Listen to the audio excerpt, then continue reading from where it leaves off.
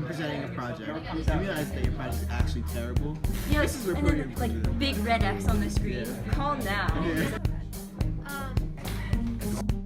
Hi, I'm James. Hi, I'm Sonia. Hello.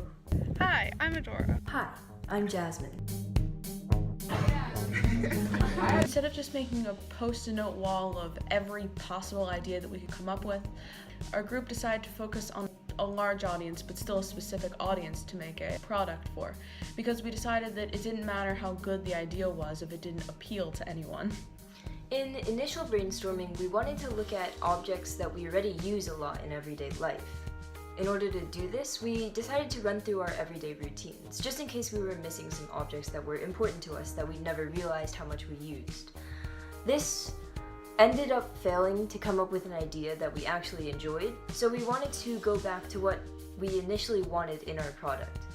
We focused on 3 things: feasibility, viability, and desirability. In the beginning, we decided that desirability would be the most important to focus on. However, at around this time, Ishan and Jasmine had to leave for FBLA States, leaving the group kind of split. We decided to get over this obstacle by having a video call, and that way we could collaborate while they were away. After a few minutes of thinking of different target audiences we could base our product off of, Jasmine and I were FaceTiming, and she was talking about all of her nerves from having to present at FBLA. And then we realized that our audience, which would be the gifted students, that all of them have presented, and almost all of them have nerves about presenting. And then I talked to more of my friends, and they too were having like the same ideas that, oh yeah, presenting is like my least favorite thing about every class. Public speaking is so hard to improve because really you can only improve when somebody else watches you in this society. We don't really have anything that can make it easier or more versatile.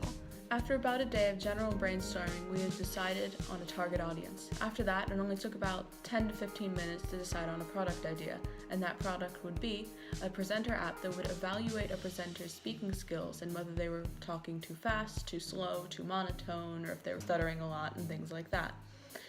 That could be evaluated through just the speaker's voice and the sound waves and the patterns of the speaking. And once we had come up with that idea, we thought that it was pretty good. In the same day, I was able to come up with a name for our app, Podium. What an easy project, am I right? The idea behind Podium was that when you use a podium, it makes the presentation a little bit more regal or formal, and our group kind of wanted to achieve this with the name.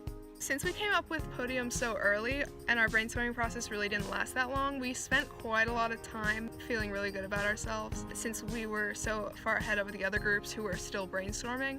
Our next step in the process is to make a logo. Something that when you look at your phone, our app is the first one that jumps out into your eyes. I made some designs of a logo that look pretty good in my opinion, but when I showed it to my team, they thought it looked like a cup. Now, at first glance, I did not see that like a cup, but when I saw it again, it looked hella cup, not gonna lie. What we ended up with, I thought, was a better representation of what Podium actually is, and it also looked way better. Now, I still think that my old design is pretty good, but our new one is just a little bit better. At this point in the phase, we realized that we were just patting ourselves on the back for clearly superior work. We had to go back and realize that it was crucial to find other people to give feedback on our product to make sure that it could actually help people. We decided to go to a table next to us with a bunch of self-trained presenters to see what they thought of the final product and how we could improve it. By talking to these people who had most of them spent 1 to 2 years training themselves to be the best presenters possible, we got a lot of feedback on our app and made it into something that we could actually use. So our idea is basically a presentation app. So you'll record yourself using the app, and then the app will tell you what's wrong with your presentation. It will look at your voices, and it'll hear you and see the places where your voice is off or awry and where you can improve. And also look at your posture and see if you're like moving too much or like if you're not standing up straight. It'll critique you on it and tell you how to improve for when you actually present. So what do you guys think about this idea? How does it tell like what's good and what's bad? It measures your vocal frequencies and things like that, just so that it like sees when you're monotone, when you need to work on your like effectiveness as a public speaker. I think that'd be pretty useful. Like, you know, and as a junior, you got to do like a lot of rhetorical presentations in English, so and you know your presentation skills are a big part of that grade. So useful, I think, to get feedback. That's cool. So like it's like from the audience's perspective. So like you don't want to see people swaying in your audience or in your presentation, obviously. So it will tell you what you need to improve on. I think it's a good idea. Yeah. Yeah, I think it'd be pretty useful for especially students. I think that'd be useful. And even You like don't have business to like people.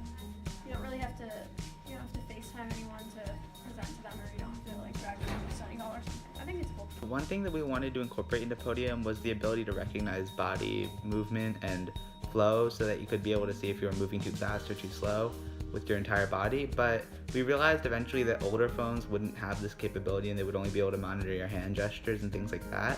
So we ended up having to cut back on our video capabilities just for the sake of feasibility, because we knew that it wouldn't work with every single phone, and we knew that a lot of our base, which was presenters, are of younger age and would have lesser grade phones. So we ended up only keeping the ability to recognize facial and hand gesture movement, and we ended up scrapping the body movement part because we needed to for the sake of our own app's viability in the market. Our app, Podium, changed a lot as we came up with new ideas that we wanted to integrate, and in addition some that we wanted to take out. But another thing that changed a lot was the color scheme. So even in our initial prototype for the app interface, it was an orange to yellow gradient, but we took a step back and then we realized that it looks so much like PowerPoint, and PowerPoint is already associated so heavily with presenting that we thought it would be a really bad idea to do orange. So we ended up testing colors like purple and red because we thought they were underused in apps, and we wanted to find something that looks stylish but also original. And then blue seemed like a good option because it's just such a common color, but then we realized it's a very basic color as well because already a lot of other apps use it. And after days of scrolling through lots of color generators and even creating our own, we finally came up with a really good collection of colors. Prototyping went by as more and more screens were made, and before you know it, Podium was born.